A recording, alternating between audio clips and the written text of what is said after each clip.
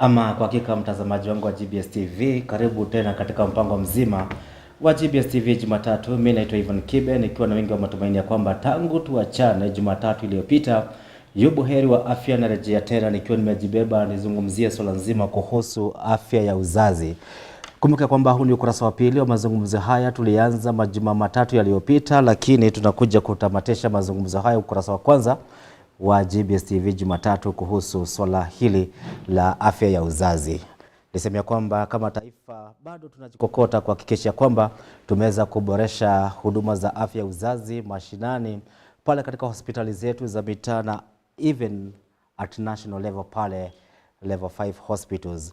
Nasema hivi kwa sababu nataka mwelekezi wangu, kama uko tayari, kabla niwaweke wageni wangu hewani, unifungulie ama unipatie kanda ya kule Thika Hospital level 5 ambapo kina mama watatu ama wanne wanalia kwamba wamezuiliwa kutoka hospitalini baada ya kujifungua, kisha na maana hawana fedha za kulipia gharama ya baada ya kujifungua. Mwelekezi wangu, kama uko tayari, karibu.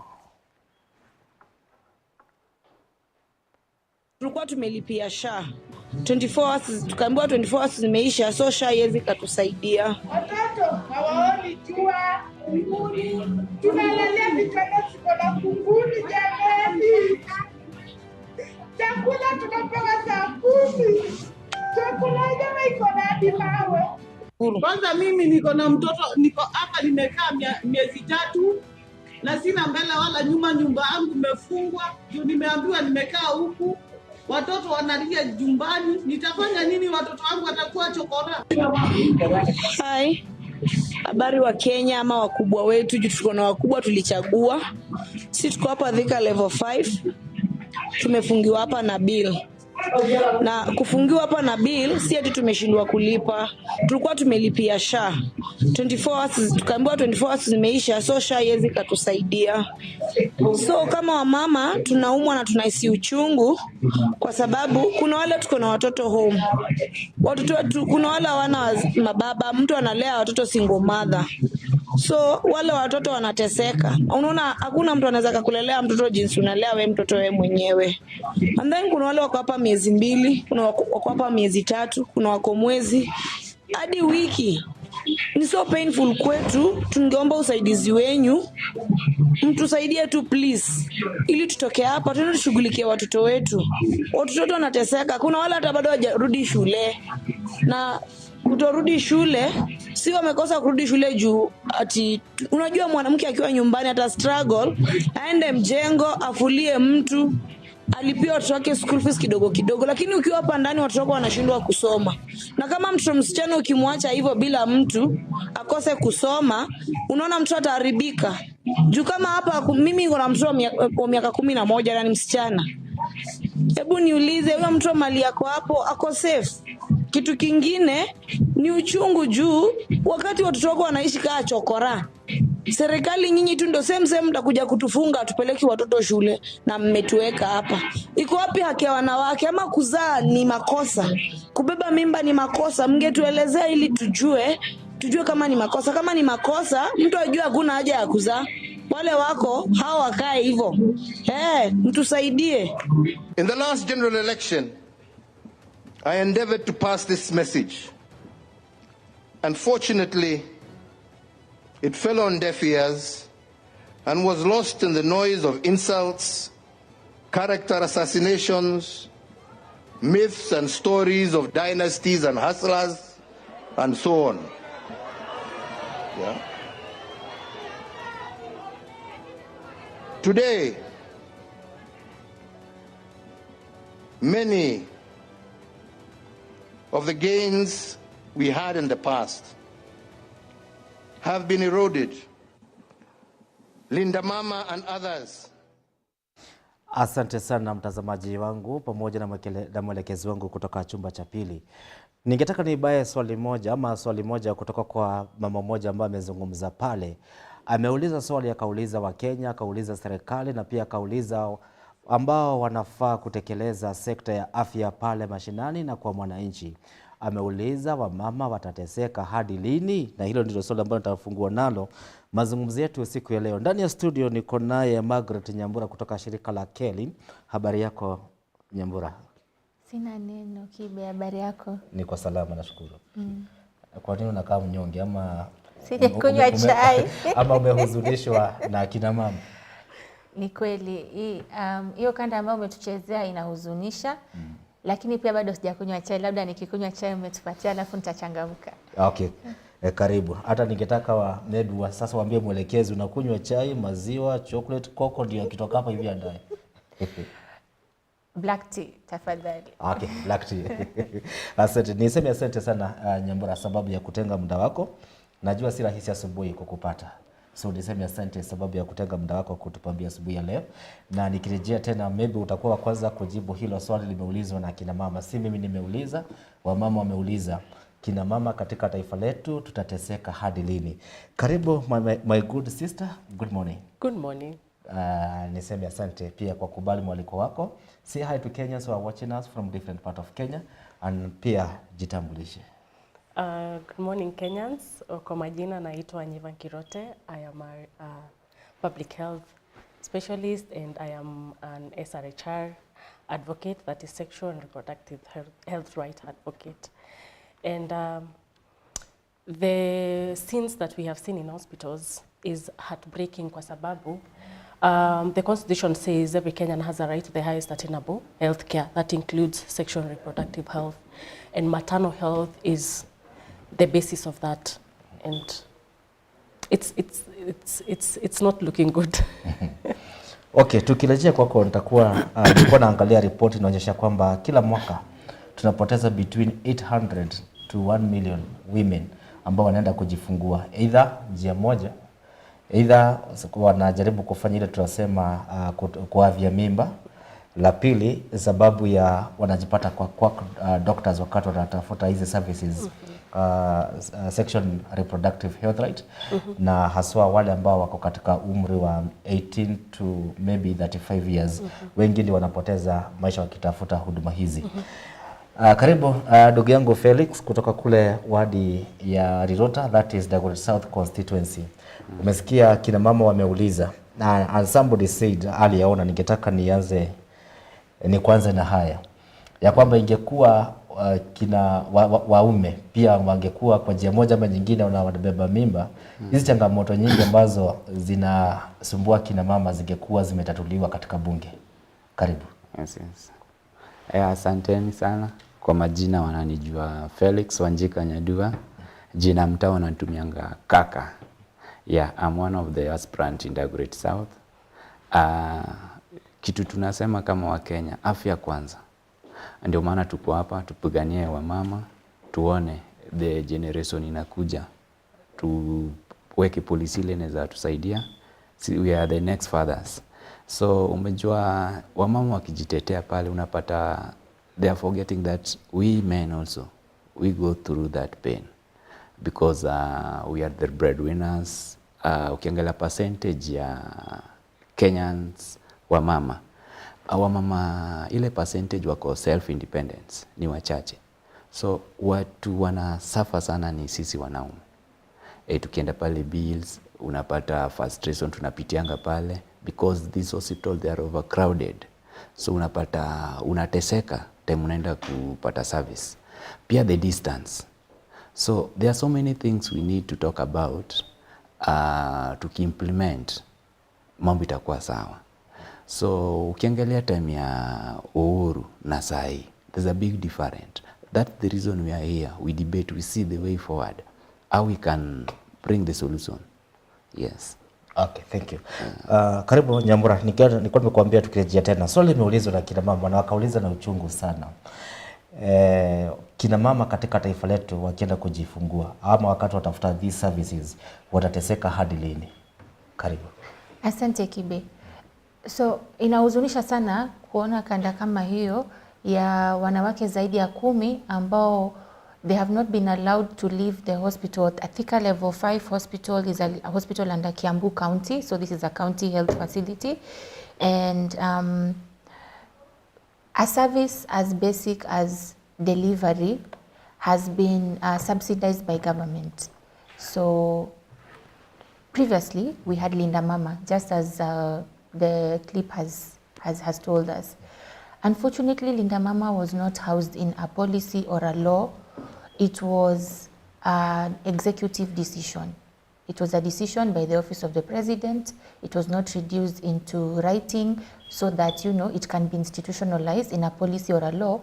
And then the effect of that would have been that whatever government that comes up is either bound by the same law and there's continuity of the program, and therefore it's not disrupted, so that women and girls who go to hospitals to deliver, as long as it's a facility, are able to get delivery services without a charge. So the way Linda Mama used to be before is that you needed to be registered under NHIF. We were under the previous dispensation of NHIF. SHA only came in last year in October, and I think actually this week we will be marking a year of the Social Health Authority and the Social Health Insurance. So we have heard from this current government that they've had a form of Linda Mama in this new dispensation, but we haven't really seen it. And this clip right here is just proof that we first of all don't have a structure for Linda Mama, not so different from the previous presidency, but at least back then we used to know that either you're registered under NHIF and then you receive the service in hospital. In some counties actually, I remember that girls and women who went for delivery services had to pay 500 shillings, and then you access the whole range of services. And then, you know, there was also the normal NHIF bed levy that used to be covered. But Linda Mama was a special package, a special scheme for delivery. There was the assurance. So when you hear a lady who is a Kenyan citizen, who has been guaranteed the right to the highest attainable standard of health, including reproductive health, with a supporting or the state's responsibility to make that happen. And then there's a legislation like the Health Act that has also gone further to say that reproductive health care is also to be guaranteed for every girl and woman who accesses maternal services for free. And then you have got a bill that's in Parliament right now called the Maternal, Newborn and Child Health Bill that's also trying to push for the same. But then you have no planning, no financial planning that's going into breathing life into that constitutional aspiration. You also don't have the same responsibility being taken up at the county level, because, you know, health is a devolved function. It is shared between the national and the county government levels. And something as basic as delivery, maternal service, is one of the services which, at the very minimum, the legitimate expectation is that should you go to hospital, you should be able to receive this. On a secondary level, the reason why this clip is also disturbing is because of detention of these women because of non-payment of fees. So these are two rights which are clashing at this point. You have gotten, through your delivery, they have also spoken about the forms of violence which they have faced. They've said that food comes in later on in the day. Wamesema wanakula saa 11 jioni. Wamesema malazi yao hayaoshwi. Wamesema kuna mahali nimesikia wakisema kwamba malazi yao yako na kunguni. Kuna mama amesema hivyo. Kuna mmoja amesema amekuwa hospitali miezi mitatu. So this also brings up a concept we usually refer to as obstetric violence. The small forms of violence which are occasioned to a woman between the point where they conceive and briefly, I think about 6 or 9 months just after delivery. So these are some of the forms of also a sort of violence. So freedom from violence and torture is one of the rights in the Constitution against which a person should be absolutely protected. So there's a violation of the right to health, there's a violation of the freedom from torture and inhumane treatment. And then also just the liberty of the person and being able to get out of a health facility, because then their liberty of movement has also been curtailed. Then they're also referring to the challenges that will be faced by the other children who are at home, who now are not able to access the right to education because their parents who are the primary caregivers and also the sole breadwinners for the ladies in the clip who have said are single parents, they are also not able to go and release their kids to go to school. So you have violated various rights on that platform.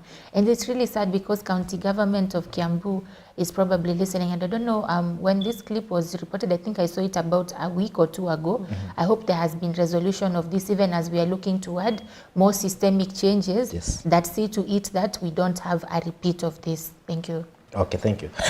Thank you very much, Nyambura, for that insight.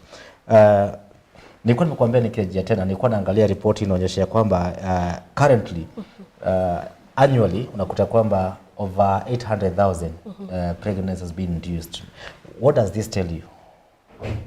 It tells you that 700,000 women, over 700,000 women are procuring safe abortion services. But not necessarily safe in this case, because we have many women dying from unsafe procedures. Yes. Because Nyambura can tell you, she's the study of law in this case, that the Constitution allows for procurement of abortion, but under particular circumstances. When the healthcare practitioner has evaluated and come to a conclusion that the health of the mother is in jeopardy.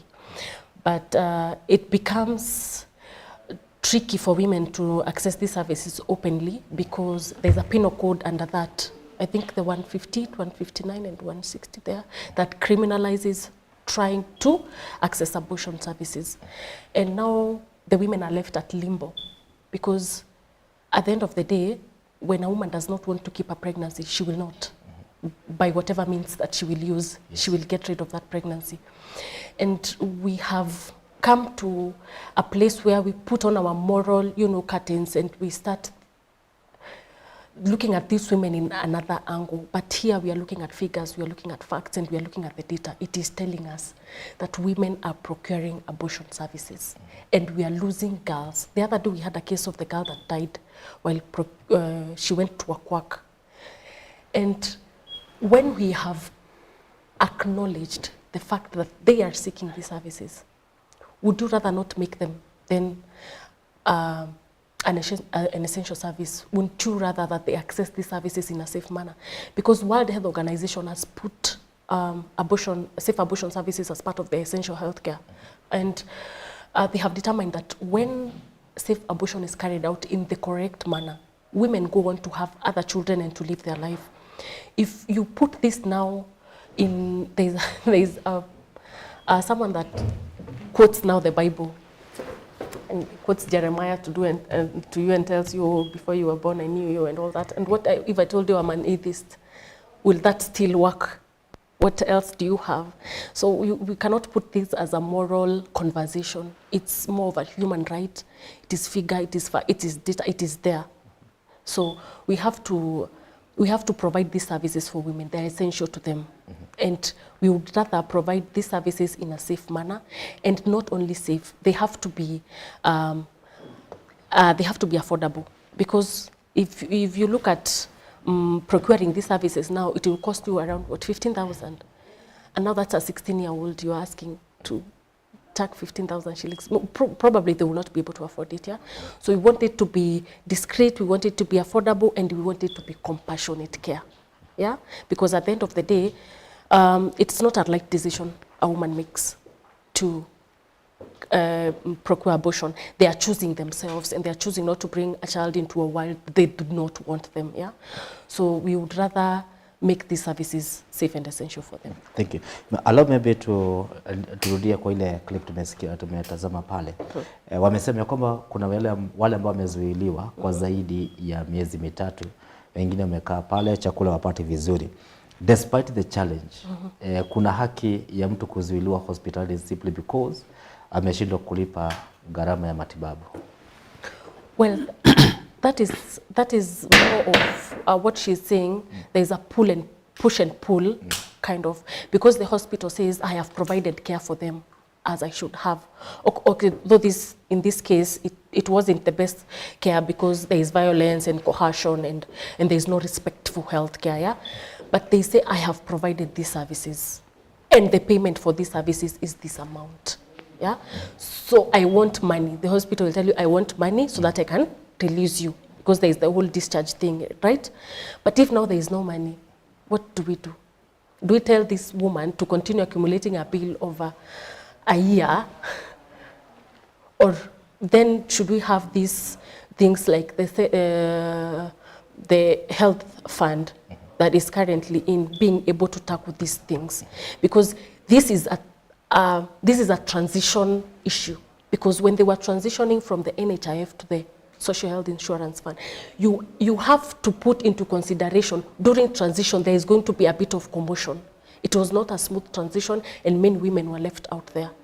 Yes. Okay, thank you. I think the county government of Kiambu, my good friend Keman Hamatangi, has to do something. On a legal maybe perspective in Nyambura, the civil societies organization imeona wakianza complain.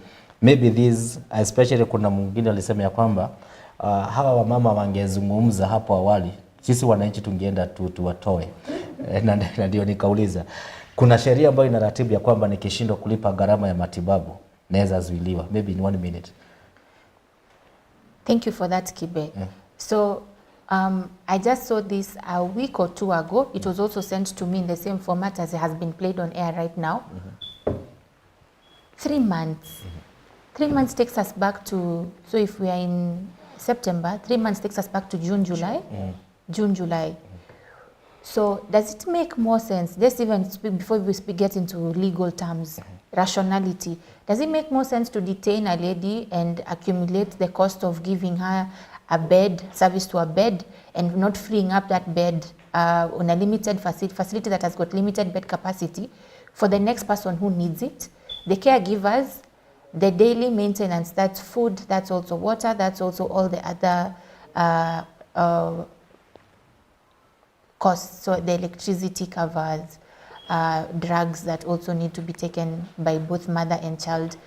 On a rational point, it does not make any sense. It's completely irrational.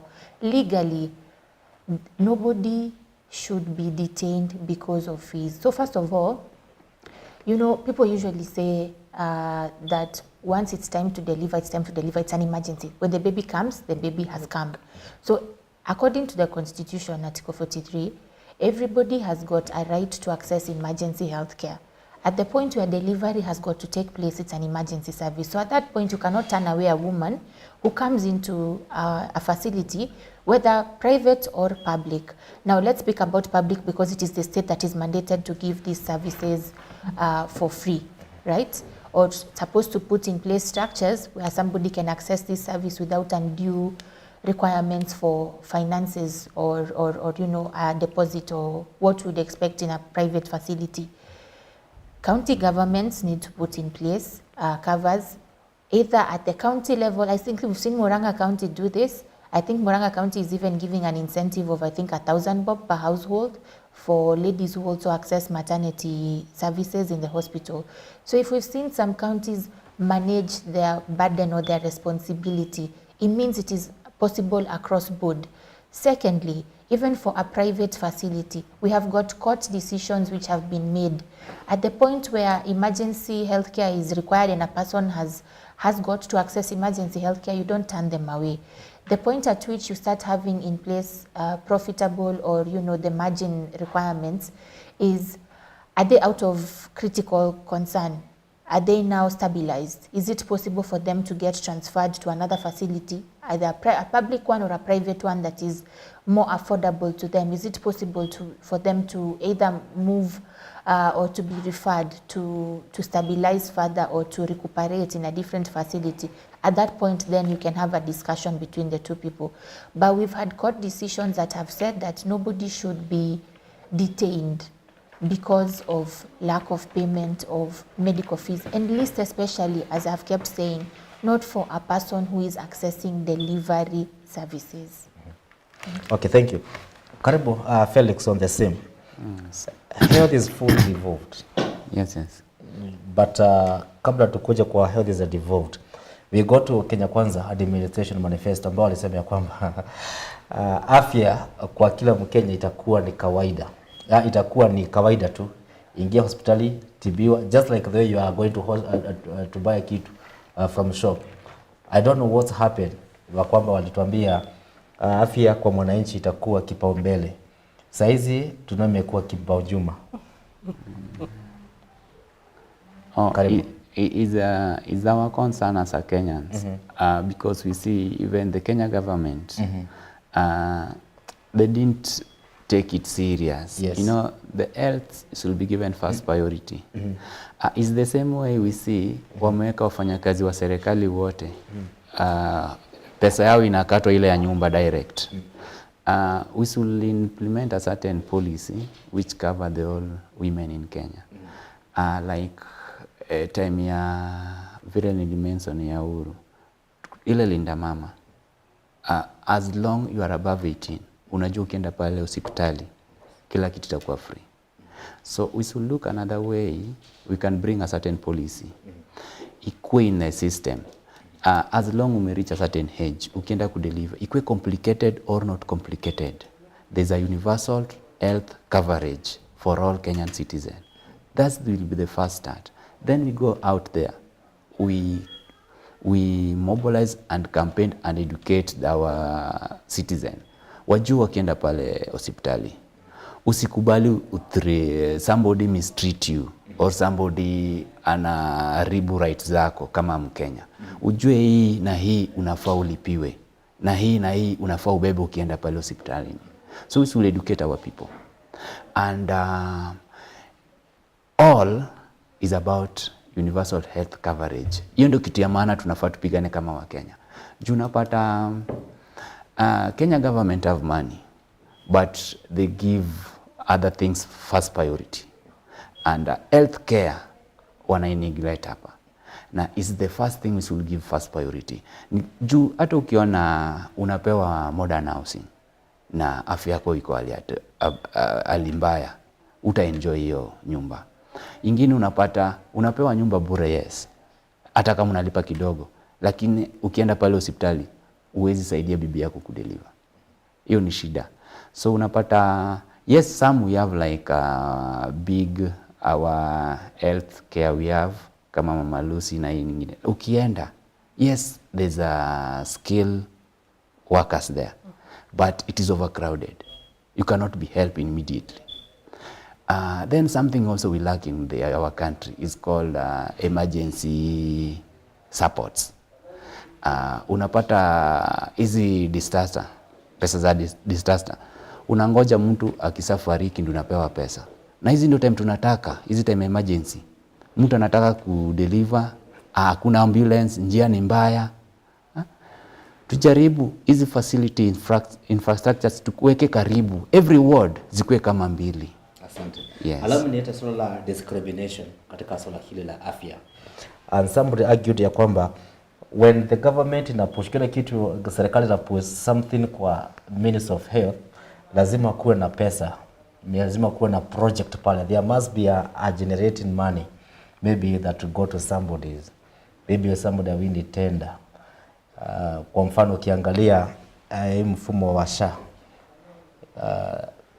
the project ama the software was just to cost Mkenya only 1 billion, an estimate of 1.4 billion, but now goes to 100 billion. Hilo si hoja. Hoja ni kwamba when it come to the issues pertains women, no leader take them serious. For example, why would we push for cancer, prostate cancer, lakini tukifika ni kwa masuala nyepesi tu kuhandle sexual reproductive health right, inakuwa ni kama tunapushana zaidi ya miaka 10 since tuanze ku implement the 2010 constitution since 2013.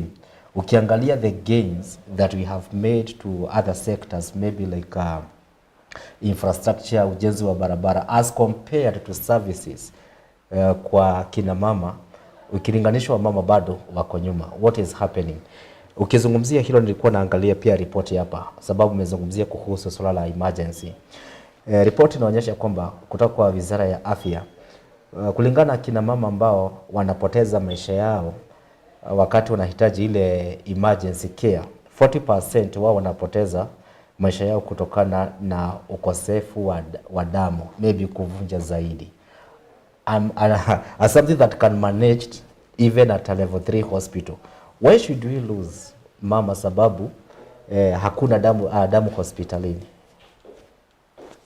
Ni swala la kiuzishi kidogo, swala discrimination against women. Yes. Karibu. Allow me to react on it in this angle. First, do we agree ya kwamba tumediscriminate ama sekta za afya zimediscriminate huduma za kina mama? Ni ukweli. The reason this one happening because we find most Kenyans leaders wao wakikuwa na shida wanaenda ng'ambo kutafuta hizi mambo za healthcare. Hakuna mali utapata bibi ya mbunge attend na bibi yangu the same hospital ama kesi yake itandula hapa. So unapata hizi cases like they are for common wananchi ndio tuna face hizi challenges. Ndio maana they cannot address it. They give their balls first priorities. So ndio maana tunasema sisi kama Wakenya, normal wananchi, tunafaa tutoke nje. Tuanze kudemand for what we need. Umejua we are being used by politicians and government if we cannot come out and speak strongly.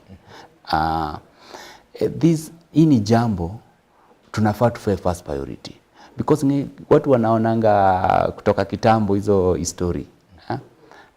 Wanawake wakupewa ile nguvu kwa jamii to speak their mind na they still want to carry it. Mali tuko sahi is we are being affected. So is the reason we must come out and condemn it strongly because the most politicians sahi mtoto yake kwa na shida ama kuna rape issues nini ni ngumu pate mtoto wa politician ana involve mambo za rapes nini ni ngumu pate pale riruta wangu na kutana na mbunge wangu bibi yake ameenda kudeliver pale. So tukiongea mambo ya emergency nini hizi ni normal wananchi ndio na demand hizi vitu. Complain about infrastructures, the poor roads, ni common wananchi ndio na complain about it. They will not complain about it. They will use it for politics. When they want our votes is when they come and lie to us. They want to do something for us. So is we to speak as early as possible because we are people who are being affected. And how can we speak? Kenyans tuwezi compare with other countries. We can use our activists to push this thing for us. But we arrest them. Tumeona mkiwashika na kuwapiga. Anyway, nakuja kwako. Homa Bay, allow me niingie Homa Bay. Nyambura. Nilikuwa naangalia Homa Bay County. Na ndio nikauliza swali na amekataa kunijibu ya kwamba tangu tuanze kutekeleza katiba ya mwaka 2010 we have not make any progress in terms of sexual reproductive health rights. Nataka nirudie hiyo na nirudie tena. Homa Bay County nilikuwa naangalia iko na only 4 gynecologists. Homa Bay County.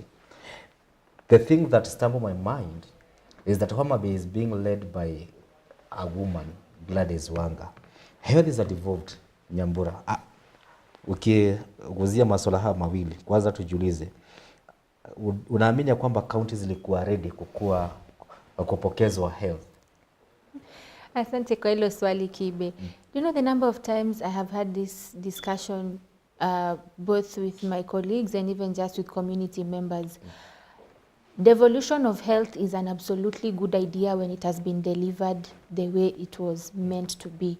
For this reason, Schedule 4 of the Constitution has outlined what services remain at the national level and what goes on, passes down to counties in a decentralized manner. So let's just look at priorities. So right now, you've just asked Kaka about priorities to do with infrastructure, roads, bridges, as opposed to hospitals and health, right? Yes. So the government, Kenya Kwanza government is the one that's going to decide what their priority areas are, and they gave us a manifesto, and on the basis of the manifesto, we voted in a government.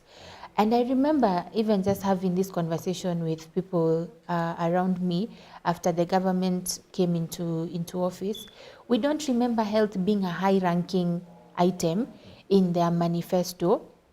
There was housing for sure, there was manufacturing. I remember those two are very key components on which they ran.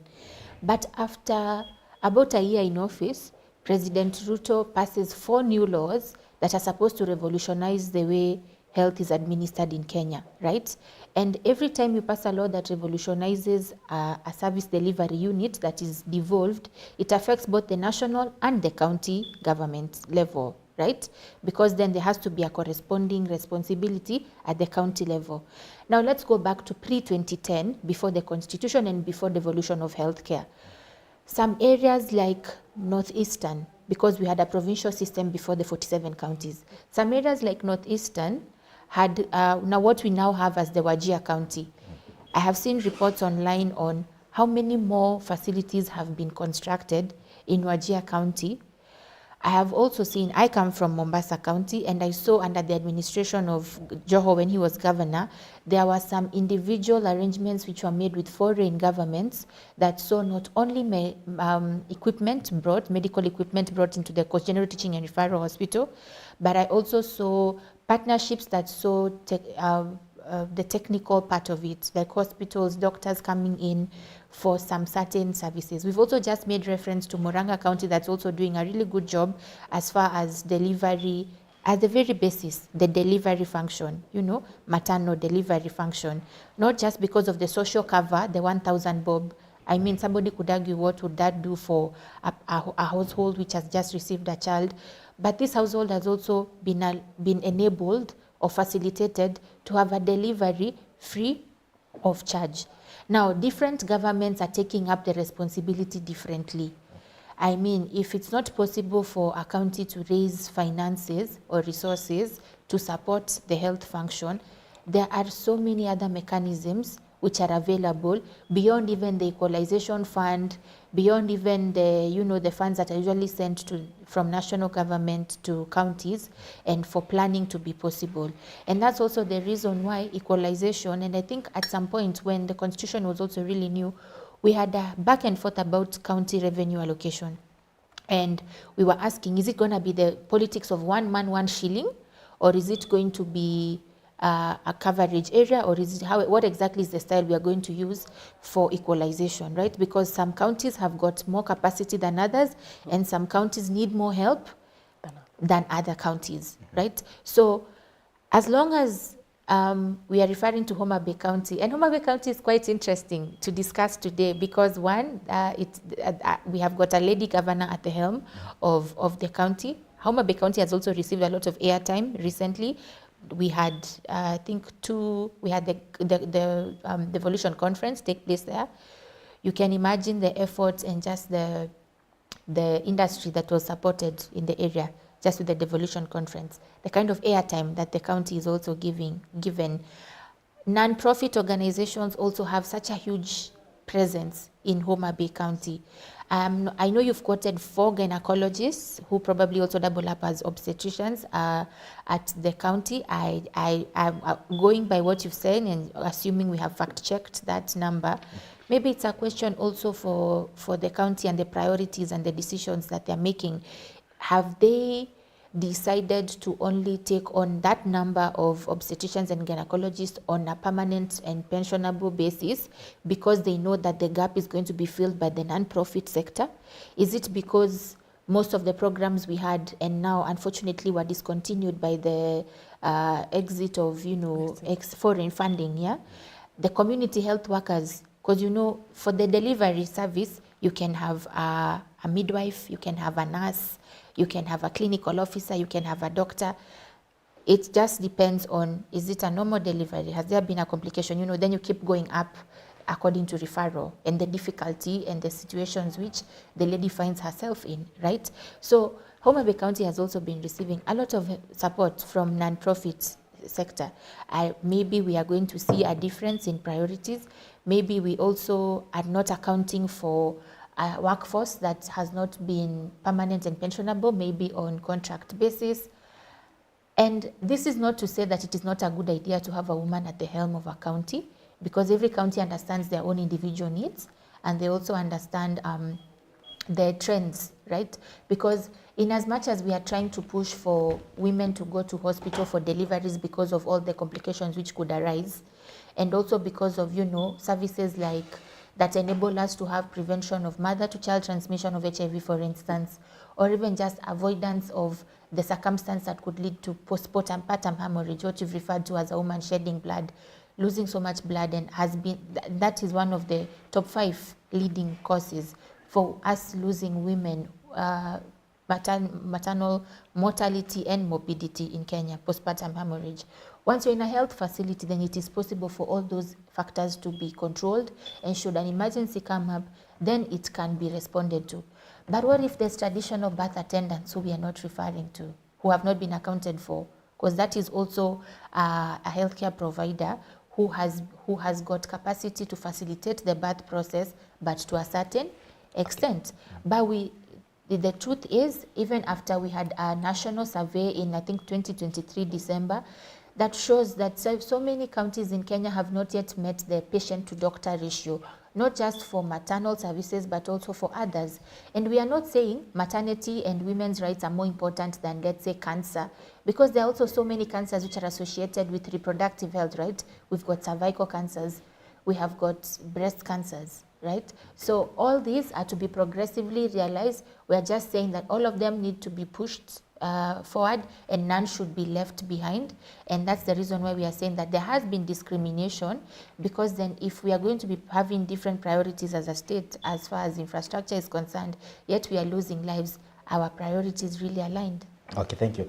As per 2022 nachukua break fupi na nimeona jumbe zenu, na nakumbuka kwamba nauliza pale katika ukurasa wetu wa GBS TV, that is tuko live YouTube, Facebook, Twitter na YouTube tuko live kila mahali, pia Facebook. Nilikuwa nimekuuliza pale katika mitandao yetu ya kijamii, unaamini ya kwamba huduma za afya uzazi kwa kina mama zimeweza kutelekezwa na serikali ya Kenya Kwanza? Nimeona jumbe zenu ni nyingi sana, I may not be able to read. Nimeona ujumbe wako Charles Chogi, nimeona David Paul, nimeona Pastor Joseph Karen. Umeandika SMS ndefu sana, na tulikubaliana leo tusipite njia ya mkato. Njia ya mkato ni kutumia SMS kupitia laini yangu ya simu, na sijui huwa inatoka mnaipata kutoka wapi. Ama unaweza tumia ukitaka tusome SMS yako, tumia 21144 21144. Ukitaka nisome SMS yako, basi tuma hapo ujumbe yako nitasoma. Nimeona ujumbe zenu, Jos Kamau, nimeona Dhoita Mwangi, Simon Doz, Mwangi Mutemi, Daniel Mushira, Maginyo, wote SMS nyingi sana siwezi nikazisoma. To confirm what I was saying ni kwamba katika ripoti ya 2022 ilionyesha kwamba by then taifa la Kenya lilikuwa na less than 500 madaktari ambao tunasema tunawaita gynecologist, less than 500. Hivi sasa na anticipate they are still less than 1,000, but specific on Homa Bay, those were employed by the government of county ya Homa Bay, they are less than 4. Hii kumaanisha kwamba kama county ya Homa Bay iko na 4 sub counties, inaashiria kwamba kila county kuna daktari moja. Maybe they are theirs in a private sector, kuna wale ambao wamejiajiri, but in those who have been employed by the county government of Homa Bay, they are only 4.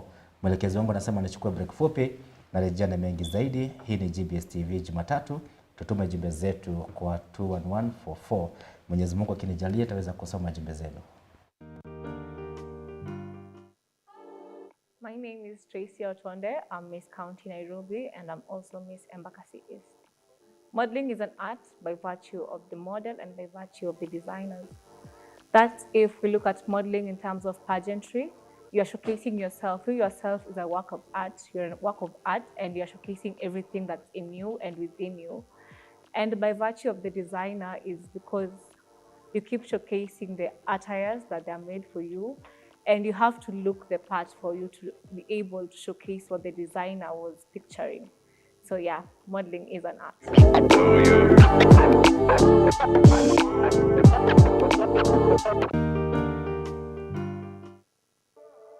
We're going to be talking about the rock industry and rock culture in Kenya. When an artist goes into a studio thinking about a hit song, God walks out of the room.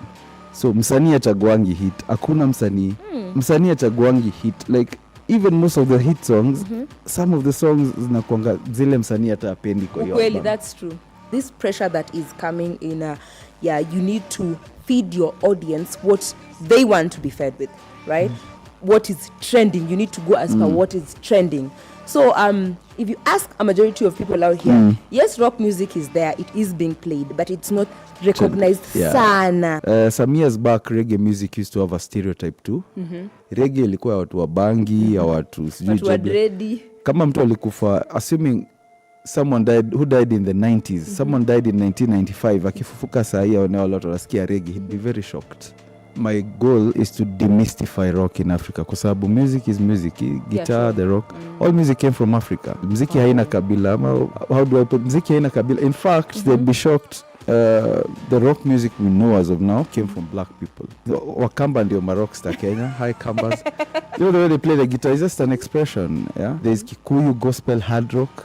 A guy called Kanyaki, for example. So it's very misunderstood. Watu wanasema ni ya madevo, ni ya wazungu.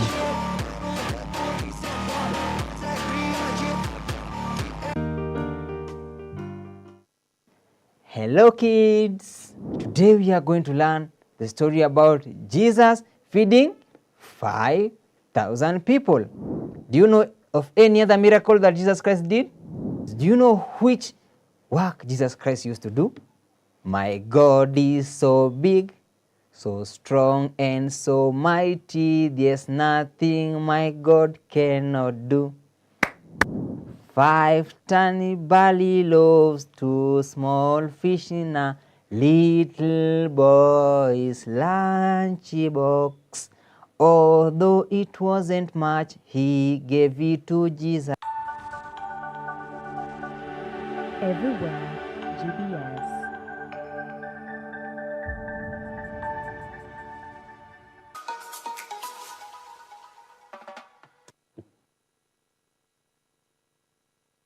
GBS TV. Ukurasa wa pili wa mazungumzo haya nilikuwa nimeenda kulipa deni. Hivi sasa naweza nikatembea kifua mbele nikilinga mimi ni mwana mfalme, sina deni yote ya kampuni, nishalipa. Kuna swali linaulizwa hapa hivi, health is a fully devolved, why sexual reproductive services are not among services known to majority? Is that because they are less talked about? Karibu. Thank you so much, Kibe. And that is the truth. They are not talked about and people are not aware. Or like what you're saying, when we saw the clip in Thika, those women should have had information on the rights that they have once you visit a maternity. You have a right to compassionate care. Nobody is supposed to shout at you, slap you because you're having a child. And the scenes there, they made women feel like they are punishing them for having sex, and that is very wrong. So SRHR comes from, you know, when a girl has, in terms of the girl part, women, when you have your menstruation, when you have information on consensual sex, and when you have, when you want to access contraceptives and treatment of infections, STI infections, and including HIV and AIDS, as well as freedom from violence. So that is in terms of GBV and SGBV. So people are not aware. People are not aware of their rights. They are not aware that that is their right. I have a right to walk into this hospital and get friendly services. Another thing is many healthcare workers are not compassionate or friendly. When a young person gets pregnant and they decide to keep that pregnancy and they start going for antenatal care, if you shout at them, they will stay at home. Why would I go there to be shouted at? And you make them feel bad for having that child. And you'll make them feel bad if they don't want to have that child. It's a lose situation. So this is about information. And that is why, as advocates, we call for comprehensive sexuality education. We want that integrated into the curriculum. Na si ile ya kuambia watoto, abstain, don't have sex, just leave it. End of story, there is no gray area. But that is not the reality, because we have a lot of teenage pregnancy, we have child marriages, and those are things that we have to really talk about. So it is lack of knowledge. When one is aware of their rights, they are able to come and say, this is my right, and you cannot do this to me. And that will ensure that they get the services that they need. These services, of course, include, you know, the one for the maternity, the access to contraceptives, and also when they're accessing, you know, PrEP, PEP for SGBV and GBV, the whole what outline for, you know, reporting to getting a lawyer and victim, you know. So once those people get information, and especially girls, when they get that information, they can be able to walk in a place very confident that I know what I am going for and what is my right. And that will ensure that the services they get is the best care that they can get in that health center. Kuna swala la kisiasa hapa hivi. Sexual reproductive policy during Jubilee government had a special budget for sanitary towers to the needy and marginalized counties that goes up to half a billion. What happened to that budget? Why civil society like Keling has not gone to the challenge that on court? That's a very specific. So try mtajitetea mkiwa wapi? And again, kwa ndugu yangu mheshimiwa pia utaguzia hili swala la there are some fund ambazo zimekuwa zikitengwa maybe for equalization fund, maybe for wanazita marginalized counties, but if you look in Nairobi, I remember that budget kulikuwa ya wale wanafunzi wanatoka zile county ambazo tunasema ni marginalized, walikuwa wanapata the supplies of those sanitary towers. Or what happened if you go here to within Nairobi, you go to Machakos, Kiambu, you will still hear kwamba there are still young ladies and women who may not be able to afford.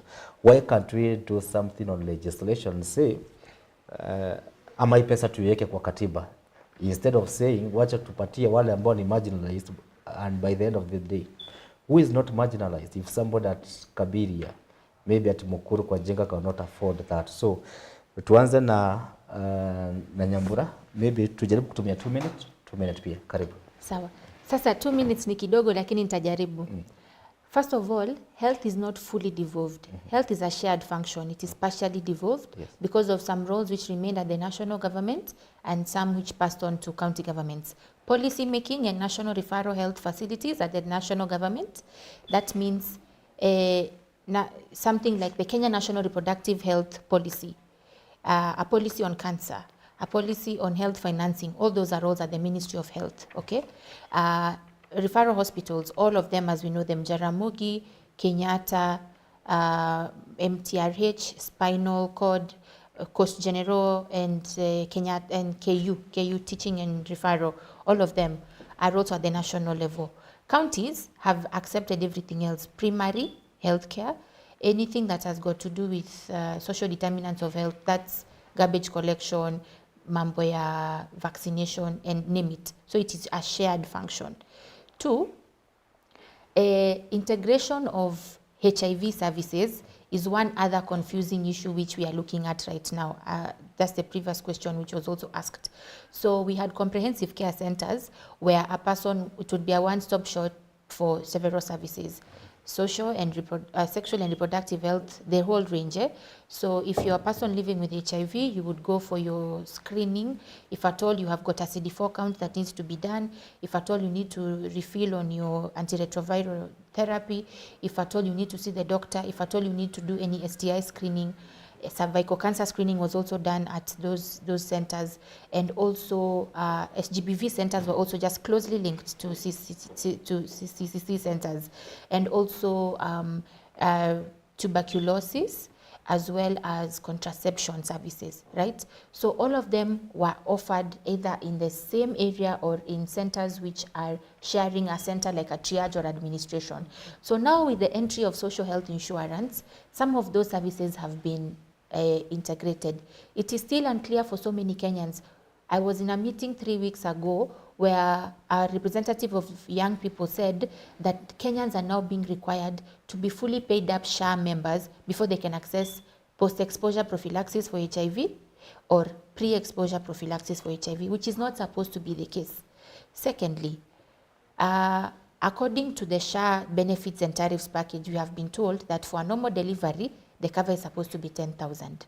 The clip we have just seen then tells us that either one of us is lying, it cannot be these ladies because they've been there for 3 months, if they're fully paid up, or if at all there is a cover in place that requires them, that allows them or facilitates them to access care, they should have already gone home. or the government is the one that's lying to us by telling us that every Kenyan woman, they have planned for 10,000 for a normal delivery and 30,000 for any deliveries that include a cesarean section or any further complications, right? Now, when you speak about a different SRHR component like menstrual health and menstrual hygiene, which is what you're referring to as a policy during a previous administration that allowed girls and women who cannot access menstrual hygiene products to access them, that's quite interesting because I have not yet heard about it, but I know that the former Senator Gloria Oroba had a bill in Parliament, the Provision of Sanitary Towels Bill. Unfortunately, now she's been ousted from Parliament, and the bill had made some progress. It was almost going into its third reading. And the effect of that bill, when had it become a law, would have been that government sets aside or is mandated to every year defend a budget line during every budget making process for the provision of those sanitary towels for whoever has been determined to be a marginalized person. Now, budget making cannot be put in the constitution. Constitutions are usually very top level, like they just give a roadmap and then it is taken up at the legislation level, like at the Health Act, or at now a law that would have become like the Provision of Sanitary Towels bill, had it become a law. And then after that, then you have different departments in Ministry of Health or counties, which then have to participate in the budget making processes and defend budget lines during every budget making cycle. Then that's where we would have now same challenges we're having with the National Council on Population and Development, NCPD, and they're having concerns around every year having to defend a budget line on contraception, yet Kenya has on the global platform and locally committed themselves to family planning commitments by 2030, where they are seeing that every woman or every need for family planning has been met, whether it's on contraception or it is any other forms of family planning. So the money question, we cannot run away from the money question because monetary or fiscal considerations are the ones that underlie any planning priorities. Asante. So naambiwa na mwelekezi wangu time yangu imeisha, niko nadhani wana kubwa kubwa ni kidogo hivyo. So what we shall do out of this program, naona kuna maswali mengi ambayo I think itatenga another one more program ndio tuweze kuyazungumzia. One of the emerging issues, naona kuna somebody anasema ya kwamba Kibe, you need to address the issues of family planning here. You shall address the availability, affordability and accessibility of family planning across urban and rural areas. Thank you. That's somebody from Naivasha, anasema anaitwa Jimmy. Men and family planning. Oh. Here, Kibe, you need to address how men actively participate on family planning method and break myths and tradition belief that family planning is for women. That's a myth that needs to be broken, but not today. Allow me to promise you that. I have sexual gender violence against minors. Okay. Address the challenges surrounding justice to the victims, especially where castigators are close family members. Here, you have to include children's lawyers. I think I will get one to interpret the law that protects children from any form of exploitation, especially sexual exploitation. Okay, I think nifikishe hapo mtazamaji wangu wa GBS TV. Okay, ingia sex as an income. As we are aware about the exploitation of among sex workers from authorities and those who take advantage of those women, we need to highlight the freedom of privacy, respect, and free from being killed among women. Okay. HIV and AIDS, I think yote tumeguzia kidogo. Anasema kwamba address the stigmatization of the victims, address the roles of the government on AIDS control, protection of newborn from infected, pregnant mothers, and those from marginalized counties. HIV and AIDS is a huge to address. Tumekubaliana haya maswala yote hatuwezi tukaiguzia siku ya leo. Muda wangu umeisha kabisa, na I think I can only give that second each to give your parting shot. Na tukubaliane, you have heard from the people, from the viewers, we need maybe one more program. Your parting shot. Na kwanza niseme asanteni sana kwa kunipambia asubuhi ya leo. Na mwelekezi, next time nipatie angalau masaa mawili. This topic require time. Ama namna gani, Nyambura? Nakubali. Okay, thank you.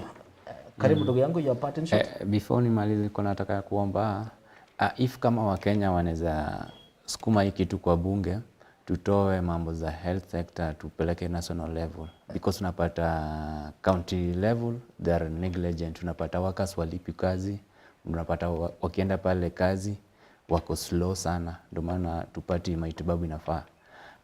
The message I can beseech to all youths across the nation is now time youths to come out to go and register as voters today. We start, and the nation is in our hand. We are the people who can save the nation. So my request to all youths across the country, tutoke nje kama vijana na to vie for various seats from MCA to governor level. Asante. We need to change the system. The system ni kujituma. Asante. Your parting shot? Maybe 1 minute, you have 30 seconds if you can make. I will try. My parting shot is sexual and reproductive health rights are a core in our community, and we have to have the correct information. I'm urging every young person, knowledge is power. Be knowledgeable on what is your right and what you can and what you can't do, so that you can make informed choices about your body and about your future. Because reproductive freedom is something that we cannot take for granted. And the health sector is not something to be joked with. It is a pinpoint of human living. Because if you are not healthy, even that affordable housing, you will not be able to build it, yeah? So as that core of taking care of your own self and your own sexual life and your reproductive health, let us be the custodians of that. And from there we can be able to move forward. Okay, thank you. Nyambura, can you try to make it 30? Yes. Nakubaliana na kila kitu ambacho amesema, na pia niseme kwamba Moi alituambia siasa mbaya, maisha mbaya. Kwa hivyo kama tunapiga kura, tuchague viongozi ambao wanaelewa shida zetu, ambao wametuonesha kwamba wanaweza kuzitatua, ambao pia wanaonesha kwamba wanaweza fanya kazi na wenzao ili kutatua shida, especially shida ambazo zinahusiana na maneno ya afya na haswa mambo ya health financing, kujenga hospitali, kununua dawa, employing more healthcare providers na mambo yote ambayo yanahusiana na afya njema, na pia mambo ya elimu. Manake hizi haki zinapelekana. Elimu, afya, hayo mambo yote yanapelekana. Asante. Okay. Thank you very much. Allow me to recognize few. Njogu wa Transport wa Veroma Sharia, Nancy Nanzi, nimeona Precious Dennis, Kirimu wa Thukono, Njogu wa Transport, Tabe Precious, Tabe ya Kaja na wengine wote ambao wametuma jumbe zenu. I may not be able to read SMS zenu. Thank you very much. Jumbe zinazidi kuingia. So, nichukue break fupi, nitamatisha ukurasa huu wa kwanza. Ukurasa wa pili naingia katika kaunti ya Nairobi, ambapo nitakuwa nazungumzia kuhusu maendeleo kaunti ya Nairobi. Nitakuwa na Zipora Mwangi kutoka the executive office ya Governor Zipora Mwangi. Atakuwa naingia hapa hivi kwa dakika 3 zijazo.